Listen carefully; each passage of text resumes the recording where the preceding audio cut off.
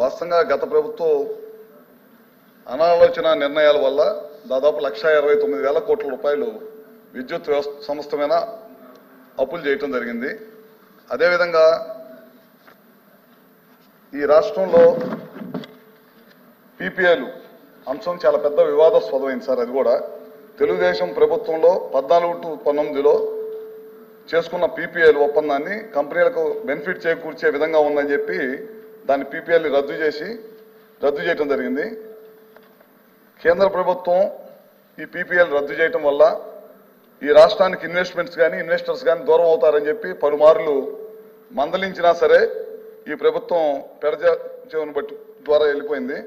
అందుకని చెప్పి 2019లో నుంచి కంపెనీల పేమెంట్లన్నీ కూడా నిలిపివేసినాయి సార్. నిలిపేయటం వల్ల కేంద్ర ప్రభుత్వం కేంద్ర మంత్రి కూడా లాస్ట్కి ఆంధ్రప్రదేశ్ రాష్ట్రానికి లెటర్ రాసి ఈ పీపీఎల్ రద్దు చేయొద్దు, రద్దు చేయటం వల్ల ఇన్వెస్టర్స్ దూరం అవుతారు, ఈ రాష్ట్రానికి విద్యుత్ సంస్థ చాలా పెద్ద ఎత్తున దెబ్బతినిద్దని చెప్పి పలుసార్లు మందలిచ్చినా సరే ఈ ప్రభుత్వం పెడచెవిన పట్టడం వల్ల ఈ రాష్ట్రానికి చాలా పెద్ద ఎత్తున నష్టం జరిగింది. 1 మెగావాట్ కూడా కొత్తగా కరెంటు ప్రతి సంవత్సరం 6 నుంచి 7% వినియోగదారుల సంఖ్య పెరుగుతూ ఉన్నారు. కానీ గడిచిన 5 సంవత్సరాల్లో 1 మెగావాట్ ఉత్పత్తి కూడా ఈ ప్రభుత్వం కొత్తగా తీసుకురాలేదు. ఎందుకంటే ఈ రాష్ట్రం అంటే భయభ్రాంతులకు గురైపోయారు. ఒక్క ఇన్వెస్టర్ కూడా వచ్చి ₹1 కూడా ఖర్చు పెట్టలేని పరిస్థితి ఉంది. అందువల్ల చాలా పెద్ద ఎత్తున ఈ రాష్ట్రం విద్యుత్ సంస్థ చాలా పెద్ద భారం మోయాల్సి వచ్చి కంపెనీ విద్యుత్ వ్యవస్థ మొత్తం కూడా దెబ్బతింది సార్.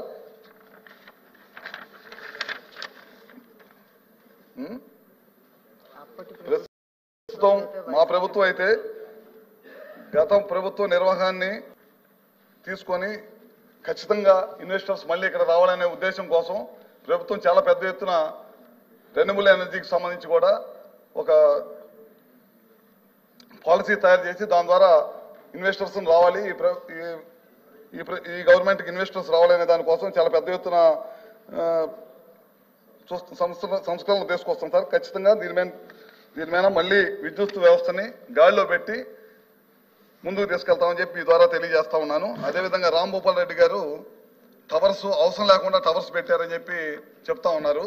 అవసరం లేకుండా కాదు సార్, కొన్ని చోట్ల అవసరమైన చోట టవర్స్ తీసుకోవడం జరుగుతుంది. ఒకవేళ అవసరం లేకుండా ఎక్కడన్నా టవర్స్ పెట్టుంటే కనుక వాటిని ఇమీడియట్గా పరిశీలించి అవసరం లేకుండా టవర్స్ పెట్టి ఓన్లీ కేవలం కాంట్రాక్ట్లో బెనిఫిట్ చేయడం కోసం కనుక ఏదైనా పెడితే అట్లాంటి వాటి మీద ఇమీడియట్గా చర్యలు తీసుకుంటాం. అదేవిధంగా మీటర్స్ కొనుగోలు విషయంలో కూడా కొన్ని విషయాలు సభ దృష్టికి తీసుకొచ్చారు సార్. మా ప్రభుత్వం అయితే వ్యవసాయ రంగానికి మోటార్లకు మీటర్లు పెట్టే కార్యక్రమాన్ని మేమైతే చేయట్లేదు. దాని మీద ఏదన్నా ఆయన దృష్టికి వస్తే కనుక మేము ఖచ్చితంగా దాని మీద చర్య తీసుకుంటాము. ఈ ప్రభుత్వం అయితే ఖచ్చితంగా కట్టుబడి ఉంది. వ్యవసాయ రంగానికి మీటర్లు అయితే స్మార్ట్ మీటర్లు కానీ మీటర్లు కానీ అయితే బిగించే ప్రసక్తి లేదు.